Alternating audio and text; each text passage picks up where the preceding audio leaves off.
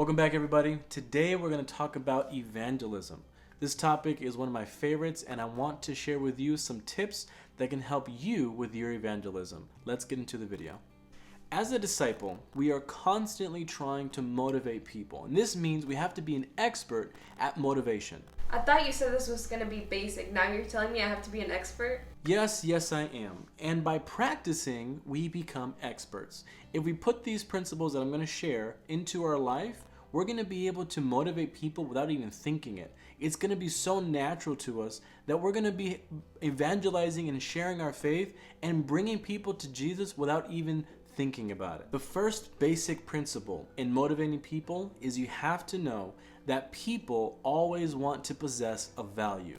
What is a value, Andrew? A value is anything someone wants to have.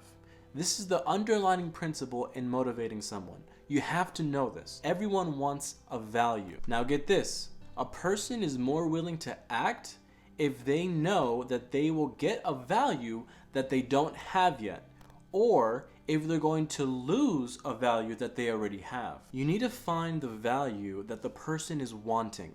And then you have to ask yourself a couple questions. What is the value that this person wants? Do they already have it, or are they looking for it? This is the golden principle in motivation, and it's called the pleasure-pain principle. And it's simple. People want what gives them pleasure and avoid things that bring them pain. All persuasion begins and ends with this understanding. You have to know that people avoid pain and look for pleasure. And this is the way we have to organize ourselves as we go out and motivate others. You have to be aware also that personality changes for each person. You can't just use the same way you motivate one person to motivate another. And this is where you have to be careful in how you motivate, because you want it tailored for each person. Sometimes not everything is about pleasure, and you're gonna have to show them the pain that you're offering now will bring pleasure later on. But this is the time where we need to be able to pray for whatever the decision we're trying to get them to take. The inner drives that motivate people are envy, greed, sex, pride, honor, power, and a whole bunch of other things. The desire to honor God should be the highest motivation that we need as Christians and as believers. And the other three that go along with it is faith, love, and hope. Now you might be thinking, these are just some ideals that we want as Christians. You're right, these are ideals, but these are the ideals that we should be looking for. These are the motivations that we want people to have when they do something. But they're not gonna start there. We're going to have to start where they are and lead them to where we want them to be. Let me tell you a secret. Most people aren't going to listen to you. They're not even listening to you when we're trying to motivate them. And if you pay attention, most of the time, if people are watching a movie, reading a book, or listening to music, or anything that has to do with entertainment, most of the time, people aren't going to be able to tell you what they heard. What they will be able to tell you is how they feel. And this is the secret.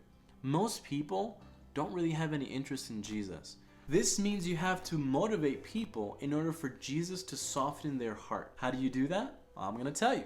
The second golden principle is the best way to get to people's hearts is with an emotional appeal. And this leads me to three important points. Number one, people are always occupied. The second point, you have to be able to use the right appeal to reach the person.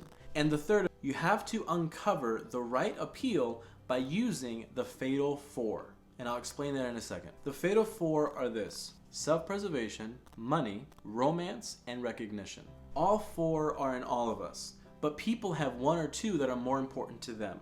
And this is how we need to know how we can motivate them by an emotional appeal. Someone might ask, how will we know the right appeal?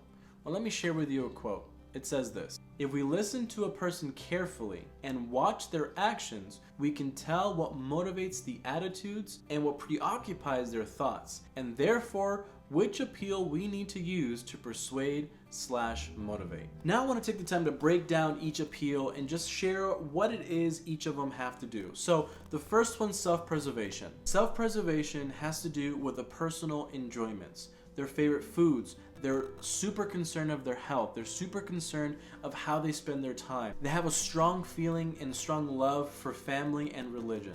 They have a strong feeling for freedom and of life, and a strong fear of imprisonment. Money. This person is wanting rewards. They look for prizes. They look for money. They look for things that can give them something in return. They don't like wasting their time. The third one is romance. This person is looking for a desire for experiences. They're attracted to the opposite sex. They're looking for adventure and change, and they're curious about everything that's around them. The last one is recognition. This person has the desire to be recognized, to be appreciated. They don't like to be criticized, and they're careful of how they appear to others. They have a strong desire to win and excel at whatever they do. I want to remind you that you have to begin with the things that matter to them and lead them to the things that matter to God. Here's an example. Someone comes up to you and they tell you, man, I would feel so weird going to church on Saturday. But by them telling you that, they've just told you what they value. They value to be recognized. So you can say something like, first-class people don't listen to what others think. They only care about what God thinks. And you've just used an emotional appeal to show them what they want, and you show them what they can do to get it. If you put into practice everything that you're learning here, I guarantee your life is going to change. Some people might say, man, you guys are manipulating people. And the reality is, we're not manipulating them. We're using our influence for good. We are called to be influencers of good to the whole world. And as Christians, God's last command to us as his disciples was to go out and make other disciples. And that means that we have to be able to influence each other. We do this subconsciously even in our daily life. We do this when we meet people on the street. We do this at home. We do this in the school. We do this at work. What I'm just suggesting is let's use the tools that we have and use them for the good of others by bringing them to where the things that matter to God. Evangelism is an art that keeps changing throughout time. But these principles will help guide us as the times change, because I know that these principles are timeless. I've tried them. Others have tried them. I've seen it be done. It works. What type of person do you want to be? Do you want to be using the same type of evangelism techniques that they were using 50 years ago, 100 years ago? When in today, people are looking and searching for truth? I guarantee that if you use these principles that I showed you in this video, you're going to have success more than you've ever had in the past. If this video has been helpful, please hit that like button and subscribe for more videos like this. I'm uploading every week, and I don't want you to miss an episode. If you're struggling on how to pray, I'll put a video link here. And if you're struggling to know God's will for your life, I'll put a video link here. Peace.